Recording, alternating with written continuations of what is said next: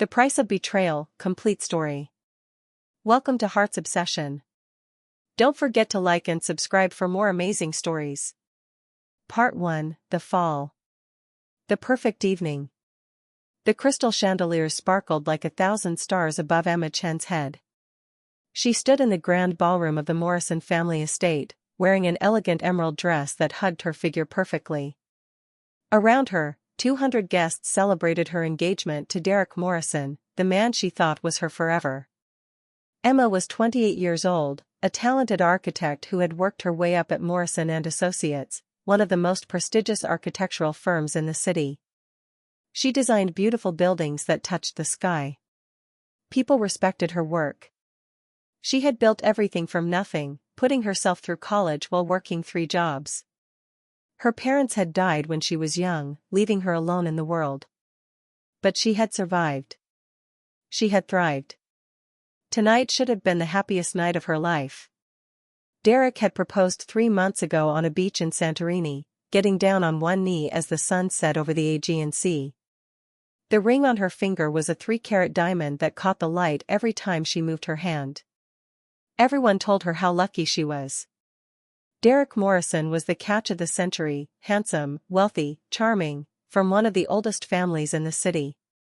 But something felt wrong tonight. Emma couldn't shake the feeling in her stomach, a twisted knot that had been there all evening. Derek had been distant lately, always on his phone, always having late meetings. When she asked him about it, he smiled and kissed her forehead, telling her not to worry. He said he was working on a big deal. He said everything was fine. She wanted to believe him. The search. Emma excused herself from a conversation with Derek's aunt and walked through the crowd, looking for her fiancé. She had barely seen him all evening. He kept disappearing, saying he needed to handle things, saying he needed to check on details. But this was their engagement party. Shouldn't he want to be by her side? She also couldn't find Victoria. Victoria Shaw had been Emma's best friend since college. They had met in freshman year and had been inseparable ever since. Victoria came from money, from a family almost as wealthy as Derek's. She was beautiful, sophisticated, with long blonde hair and perfect features. While Emma worked 3 jobs, Victoria had spent her college years at parties and fashion shows. But she had always been kind to Emma, always supportive. Victoria was supposed to be Emma's maid of honor. She had helped plan this entire party. So where was she? Emma walked through the ballroom, past tables covered in white roses and champagne glasses. She smiled at guests who congratulated her, but her mind was elsewhere. She checked the garden, the dining room, the study. Finally, she headed upstairs, thinking maybe Victoria had gone to fix her makeup or needed a moment alone. The upstairs hallway was quiet, dark. Most of the guests were downstairs. Emma's heels clicked softly on the marble floor as she walked past closed doors. Then she heard voices coming from Derek's childhood bedroom at the end of the hall. Derek's voice. And Victoria's. Emma's heart started racing. She told herself it was nothing. They were probably just talking. Maybe Victoria was helping Derek with something for the party. But the knot in her stomach grew tighter. She walked closer, her hand reaching for the doorknob. The door was slightly open, just a crack. Through it, she could see inside. What she saw made her world stop. The betrayal. Derek and Victoria were standing close together, too close. Victoria's hand was on Derek's chest. Derek's arm was around her waist. And they were kissing, not a friendly kiss, not an accidental kiss, but a deep, passionate kiss that spoke of familiarity, of practice, of something that had been happening for a long time. Emma pushed the door open. The sound made them jump apart. Emma. Victoria's eyes went wide, but there was no real shock there. No real guilt. Just surprise at being caught. Derek turned around, and for a moment, he looked annoyed. Not sorry. Not ashamed. Annoyed. What is this? Emma's voice came out as a whisper. Her whole body felt numb. What what are you doing? Derek ran his hand through his perfectly styled hair. He sighed, like Emma had interrupted something important. Emma, listen. How long? Emma cut him off. Her voice was getting stronger now, powered by the anger rising in her chest. How long has this been going on? Victoria stepped forward, crossing her arms. She was wearing a red dress that Emma had helped her pick out last week. They had gone shopping together, laughing, trying on clothes, talking about the wedding. The whole time, Victoria had been sleeping with Emma's fiancé. 6 months, Victoria said simply. No apology in her voice. No remorse. 6 months. Emma felt like she had been punched in the stomach. 6 months. That meant it started before Derek even proposed. That meant the proposal was a lie. The ring was a lie. Everything was a lie. Why? Emma looked at Derek, tears starting to burn in her eyes. Why would you propose to me if you were with her? Derek shrugged. Actually shrugged. Because it made sense at the time. You were convenient, Emma. You worked at my family's firm. You were smart, hardworking. You made me look good. But let's be honest, you were always just a stepping stone. The words hit Emma like physical blows. A stepping stone, she repeated. Come on, Emma. Look at yourself. You're pretty enough, sure, but you're ordinary. You came from nothing. No family, no connections, no real class. I was going to marry you because it would have made my father happy. He likes the whole self-made woman story. But then I realized. Derek looked at Victoria, and his expression softened in a way it never had when he looked at Emma. I realized I was in love with Victoria. She understands my world. She fits into my life. You never really did. The public humiliation. Emma stood there, feeling like the ground was disappearing beneath her feet. 5 years. She had given this man 5 years of her life. She had trusted him. She had believed in their future together. And all along, she had been nothing to him. Just a convenient choice.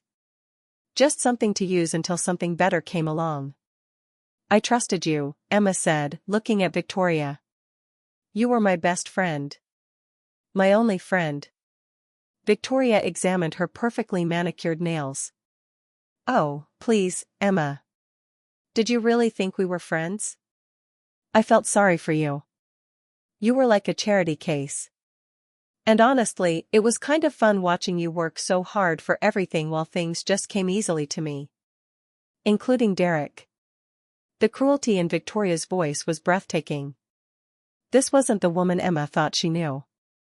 Or maybe this was exactly who Victoria had always been, and Emma had been too blind to see it. I want you to leave, Derek said, checking his watch. I need to go back downstairs and make an announcement. An announcement? Emma's voice was barely a whisper. I'm going to tell everyone that our engagement is off. That I'm going to marry Victoria instead.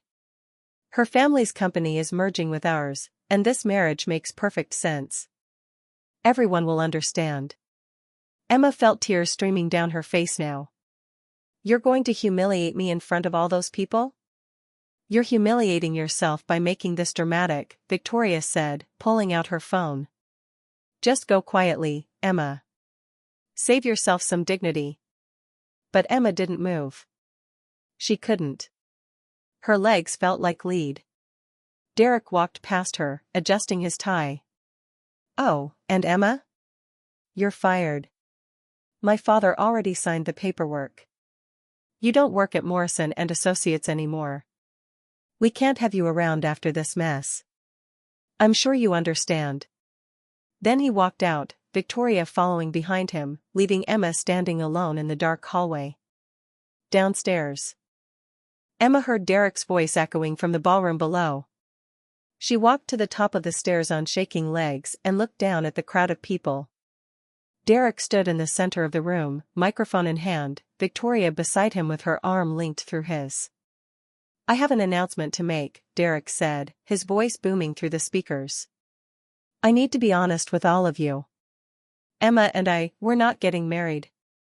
Gasps rippled through the crowd. People turned, looking for Emma. I've realized that my heart belongs to someone else. Someone who has been in my life for a long time. Someone who truly understands me. Derek pulled Victoria closer. Victoria and I are in love. We're getting married next month. The crowd erupted in confused whispers. Some people looked shocked. Others looked thrilled by the drama. A few looked genuinely concerned. But most just looked entertained. Emma stood at the top of the stairs, visible to everyone now. All those eyes turned toward her. Pitying eyes. Judging eyes. Amused eyes. Derek looked up and saw her. For just a moment, something flickered across his face. But it wasn't guilt. It was satisfaction. He had won. He had everything, the girl he wanted, the merger, the perfect life. And Emma had nothing. She turned and ran. Rock bottom. 3 weeks later, Emma sat in a tiny studio apartment in a neighborhood she would have never considered before. All her savings were gone. She had spent them on the engagement party, on the dress, on deposits for the wedding venue. Derek's family had made sure she couldn't get another job in the city. Every firm she applied to turned her down without explanation. The Morrison name carried weight, and they had used that weight to crush her. Emma hadn't left the apartment in 5 days. She hadn't showered in 3. She sat on the floor, surrounded by empty takeout containers, staring at nothing. Her phone buzzed. Another message from a number she didn't recognize. Saw you at the party. So pathetic. Derek really dodged a bullet. It was the 20th message like that this week. Photos from the engagement party had gone viral on social media. Everyone had seen her humiliation. She was a joke. A meme. The girl who wasn't good enough. Emma looked at the bottle of pills on her kitchen counter. Sleeping pills. She had been looking at them a lot lately. A knock on the door made her jump. She ignored it. She didn't want to see anyone. The knocking continued. Emma-chan? I know you're in there. I have a business proposition for you. Business proposition? Emma almost laughed. She had no business. She had nothing. But something in the voice made her stand up. She walked to the door and looked through the peephole. A man stood outside. He was tall, maybe 6'2", with dark hair and sharp features. He wore an expensive suit and held a briefcase. He looked like he belonged in a boardroom, not in this rundown building. Emma opened the door a crack. Who are you? The man smiled. It was a kind smile, unexpected. My name is Marcus Reed. I'm a technology investor. I saw what happened to you at the Morrison party. Emma's face flushed with shame. Great. Another person who wants to laugh at me. I'm not here to laugh. I'm here to offer you an opportunity. Marcus held up his briefcase. Can I come in? 5 minutes of your time. That's all I ask. Emma should have said no. She should have closed the door. But something in his eyes made her hesitate. There was no pity there. No judgment. Just interest. She opened the door wider. Marcus stepped inside and looked around the tiny apartment without commenting on the mess. He set his briefcase on the small table and opened it. I've been following your work for years, Emma. Your designs are brilliant. The Riverside Tower? The Cultural Center? Those buildings are works of art. Emma crossed her arms. What do you want? I want to invest in you. I've developed a revolutionary architectural software, AI-powered, capable of creating sustainable designs in minutes. But software is nothing without someone who understands the art of architecture. Someone who can guide the vision. Marcus pulled out a contract. I want you to be the creative director of my new company. I want to give you the resources to build your own firm, your own brand. I want to give you everything Derek Morrison took from you." Emma stared at the contract. "Why would you do this? You don't even know me." Marcus met her eyes. His expression was serious now. "Because 10 years ago, I was where you are. Someone powerful crushed me, humiliated me, took everything I had built. I had to start over from nothing. And I swore that when I made it back to the top, I would help people who deserved a second chance." He slid the contract across the table. "This is your second chance, Emma. The question is, are you brave enough to take it?" Emma looked at the contract. Then she looked at the bottle of pills on the counter. Then back at Marcus. For the first time in 3 weeks, she felt something other than despair. She felt angry. And anger, she realized, was so much better than nothing. Emma picked up the pen. "Where do I sign?" Part 2, The Rise. 6 months later, the transformation. Emma stood in front of the floor-to-ceiling windows of her new office, looking out over the city skyline. Her office was on the 45th floor of the Reed Tech Tower, with a view that stretched for miles. Below, the city buzzed with life, with people chasing their dreams, building their futures. 6 months ago, Emma had been broken, destroyed, sitting on the floor of a tiny apartment contemplating ending her life. Now, she was the creative director of Reed Architectural Solutions, running a department of 30 talented designers, working on projects that would reshape the city's skyline. The transformation hadn't been easy. Marcus had been true to his word. He had invested $5 million in the company, given Emma complete creative control, and provided her with the best team money could buy. But he had also pushed her harder than anyone ever had. "You have talent, Emma," Marcus had told her on her first day. "But talent isn't enough. Derek Morrison crushed you because you let him. You gave him power over your life. Now, you need to take that power back. Not for revenge, revenge is pointless. Do it for yourself. Prove that you're not what he said you were." So Emma had worked. She worked 16-hour days, 7 days a week. She learned Marcus's software inside and out, mastering every feature, pushing it to its limits. She studied the latest trends in sustainable architecture, in smart buildings, in designs that would define the future. And she changed herself. Emma had always been pretty, but she had never really paid attention to her appearance. She wore simple clothes, minimal makeup, kept her hair in a practical ponytail. But now, with Marcus's encouragement and a stylist he hired, she transformed. She cut her long black hair into a sleek bob that framed her face perfectly. She learned how to dress for power, sharp blazers, elegant dresses, heels that made her stand taller. She started working out, building strength, building confidence. She took public speaking classes, learning how to command a room. The woman who looked back at her from the mirror now was someone Emma barely recognized. She looked powerful, successful, untouchable. But the biggest change was internal. Emma had spent her whole life trying to please others, trying to be good enough, trying to earn love and respect. Derek had used that against her. He had made her feel small, worthless, like she should be grateful for his attention. Now, Emma didn't care what anyone thought of her.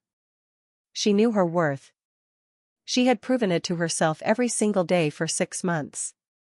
And tonight, she was going to face Derek Morrison again. The Charity Gala. The annual Metropolitan Children's Hospital Gala was the social event of the season. Everyone who was anyone in the city attended. Emma had been to it twice before, both times as Derek's +1, standing in the background while he networked and schmoozed. This year, she was attending as herself. As Emma Chan, creative director of Reed Architectural Solutions. As the woman whose designs were being featured in Architectural Digest next month. Marcus stood beside her at the entrance to the grand ballroom. He wore a perfectly tailored tuxedo, and Emma wore a stunning silver gown that hugged her curves and made her look like she had stepped off a movie screen. Ready? Marcus asked quietly. Emma took a deep breath. Her heart was pounding, but not from fear.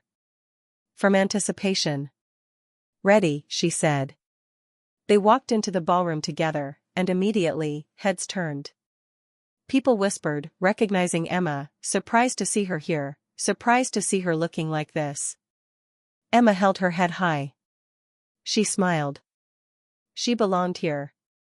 And then she saw him. Derek Morrison stood across the room, wearing the same expensive tuxedo he always wore to these events. But he looked different. Older. Tired. The confident, careless expression he always wore was gone, replaced by something that looked almost like stress. Victoria stood beside him, but they weren't touching. In fact, they stood several feet apart, like strangers forced to attend the same event. Derek hadn't seen Emma yet. He was talking to someone, gesturing with his drink, trying to look interested in the conversation. But Emma could see the tension in his shoulders, the way he kept checking his phone. His company is failing, Marcus said quietly, following Emma's gaze. Bad investments, poor management. He lost 3 major clients last quarter. Word is, he's desperate for new contracts. Emma felt a surge of satisfaction. She hadn't known that. She had been too busy building her own success to pay attention to Derek's failure. And Victoria? Her family cut her off. Apparently, they didn't approve of her breaking up your engagement. Old money families take loyalty seriously. She has nothing except Derek now. Before Emma could respond, Derek turned and saw her. His face went completely white. The confrontation. Emma watched Derek's expression change, shock, disbelief, confusion. His eyes traveled from her face down to her dress and back up again, like he couldn't quite believe what he was seeing. Then his gaze shifted to Marcus, and something else flickered across his face. Jealousy. Victoria noticed Derek's reaction and followed his gaze.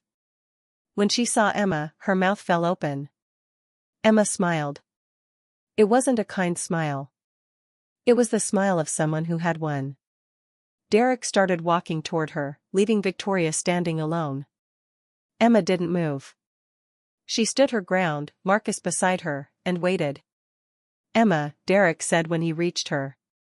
His voice was uncertain, nothing like the confident, dismissive tone he had used 6 months ago. I didn't expect to see you here. Hello, Derek, Emma said coolly. It's been a while. Derek's eyes kept darting to Marcus. Are you two together? That's none of your business, Marcus said firmly. Derek flinched. He turned his attention back to Emma, and now she could see desperation in his eyes. You look amazing. Really amazing. I've been thinking about you. About us. Emma almost laughed. Us? There is no us, Derek. There never really was, remember? I was just a stepping stone. Derek had the decency to look ashamed. I was wrong. I said terrible things. I was stupid, Emma. I made a huge mistake. Yes, you did, Emma agreed. But that's not my problem anymore. Victoria appeared at Derek's side, her hand gripping his arm possessively. She looked at Emma with barely concealed hatred. What are you doing here? Don't you have some takeout to deliver or something? Marcus stepped forward. Careful, Ms. Shaw. Emma is here as my guest. As the creative director of my company. And unless you want me to have security escort you out, I suggest you watch your tone. Victoria's face turned red. Who do you think you are? Marcus Reed.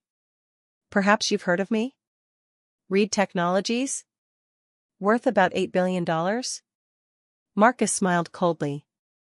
I could buy your family's company with my pocket change. Victoria's mouth snapped shut. Derek looked between them, and Emma could see his mind working, calculating. Emma, can we talk? Privately? No, Emma said simply. Please. Just 5 minutes. I need to tell you something. Emma sighed. She glanced at Marcus, who gave her a small nod. It was her choice. Fine. 5 minutes.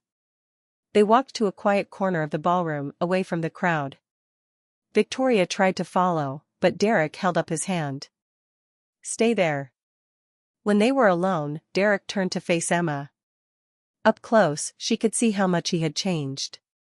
He had dark circles under his eyes. His hair wasn't perfectly styled like it used to be. His smile was gone. I'm sorry, Derek said. I know that doesn't mean much now, but I need you to know that I'm sorry. For everything. Emma crossed her arms. Why are you sorry, Derek? Because you hurt me? Or because your life fell apart? Derek looked away. Both. At least you're honest. Emma studied him, this man she had once loved, once trusted. She felt nothing now. No love. No hate. Just indifference. What do you want from me? I heard your company is bidding on the waterfront development project. Ah. There it was. Emma had wondered when they would get to the real reason Derek wanted to talk. The waterfront development was a massive project, a $1 billion contract to design and build a new mixed-use complex on the city's waterfront. It would be the biggest project in the city's history. Every major architectural firm was competing for it, including Morrison and Associates. We are, Emma confirmed. Emma, I need that project. My company is struggling. If I don't land a major contract soon. Derek ran his hand through his hair. Please. For what we once had. Withdraw your bid. Let me have this one. Emma stared at him in disbelief. Are you serious right now? I'm begging you. You humiliated me in front of 200 people. You called me ordinary. You said I was just a stepping stone. You fired me. You blacklisted me so I couldn't get another job. You destroyed my life, Derek. Emma's voice was calm, controlled. And now you want me to step aside and let you win? You want me to give up the biggest opportunity of my career because you need it? Derek's face hardened. So this is revenge? Is that what this is about? No, Emma said. This isn't about you at all. I'm bidding on that project because my designs are better. Because I deserve it. Because I earned it. You have nothing to do with my success, Derek. You never did. Emma, please. No. Emma turned to walk away, then paused and looked back. You know what the funny thing is? 6 months ago, I would have given you anything you asked for. I would have stepped aside. I would have sacrificed my dreams to make you happy. Because that's who I was, someone who put everyone else first. But you taught me something valuable, Derek. You taught me that the only person I need to put first is myself. She walked away, leaving Derek standing alone in the corner. The plan unfolds. Over the next few weeks, Emma threw herself into the waterfront development proposal.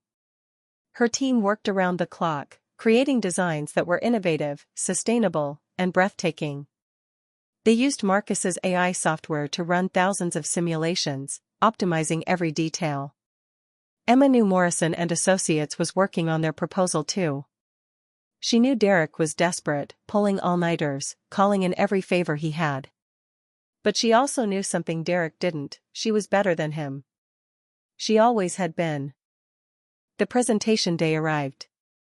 Emma stood in the conference room of the Waterfront Development Committee, her team behind her, her designs displayed on massive screens.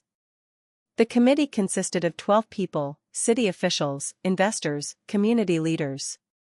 They had seen 6 presentations already. Morrison and Associates had gone first that morning. Emma took a deep breath and began. She didn't just present designs. She told a story. She showed them a vision of a waterfront that would bring the community together, that would create jobs, that would become a landmark the entire city could be proud of. She showed them sustainability features that would save millions in energy costs. She showed them beauty and function combined in perfect harmony. When she finished, the room was silent for a long moment. Then the committee chairwoman started clapping. One by one, the others joined in. "Ms. Chen," the chairwoman said, "that was extraordinary. I think I speak for everyone when I say this is the most impressive proposal we've seen in years." Emma felt tears prick her eyes, but she blinked them back. She smiled. "Thank you." Victoria's apology. That evening, Emma was working late in her office when security called. "Ms. Chen, there's someone here to see you." Victoria Shaw. "She doesn't have an appointment, but she says it's urgent." Emma hesitated. She hadn't spoken to Victoria since the gala 3 weeks ago. "Send her up." Victoria walked into Emma's office 5 minutes later, and Emma almost didn't recognize her. The confident, perfectly styled woman was gone. Victoria looked thin, tired. Her designer clothes were wrinkled. Her hair needed washing. "Thank you for seeing me," Victoria said quietly. She stood near the door, like she was afraid to come closer. Emma leaned back in her chair. "What do you want, Victoria?" "I came to apologize." Victoria's voice cracked. "I know it's too late. I know you hate me. But I needed to tell you that I'm sorry. For everything." Emma studied her former friend. "Why now?" Victoria laughed bitterly. "Because I finally understand what I did to you. Derek left me last week. He met someone new, another woman with family money. He said I served my purpose, and now I'm just ordinary." Those were his exact words. Emma felt a flicker of sympathy, but she pushed it down. "Karma, I guess. I deserve it. I deserve everything that's happened to me." Victoria moved closer, tears streaming down her face now. "You were my only real friend, Emma. You were the only person who ever cared about me for who I really was, not for my family's money. And I threw that away because I was jealous." "Jealous?" Emma frowned. "Of what?" "Of you. Of how easy everything seemed for you. You had purpose. You had passion. You knew who you were. I was just empty. I had money, but nothing else. Derek paid attention to me, and I liked how that felt. I liked taking something from you because it made me feel powerful. But now I realize I didn't take anything. You were always stronger than me." Emma stood up and walked to the window. The city glowed below, millions of lights in the darkness. "I'm not going to say I forgive you, Victoria. I'm not there yet. Maybe I'll never be. What you did, it almost destroyed me. I know. But I also won't spend my life hating you. Hate takes too much energy, and I have better things to do with my time." Emma turned to face Victoria. "I hope you find what you're looking for. I hope you figure out who you are without your family's money or a man to define you." Victoria nodded, wiping her eyes. "Can I ask you something?" "What?" "How did you do it? How did you come back from what we did to you?" Emma thought about the question. She thought about Marcus's offer, about the 6 months of hard work, about the mornings she wanted to give up but didn't. "I realized that the only person who could destroy me was me. Derek and you? You showed me who you really were. That hurt, but it also freed me. I stopped trying to be good enough for people who would never value me. I started being good enough for myself. And that made all the difference." Victoria left quietly, closing the door behind her. Emma stood alone in her office, looking out at the city she was helping to build. Her phone buzzed. A text from Marcus, committee called. "We won the contract. Congratulations, Emma. You earned this." Emma smiled. She had won. But the victory felt different than she expected. It wasn't about beating Derek. It wasn't about proving Victoria wrong. It was about proving something to herself.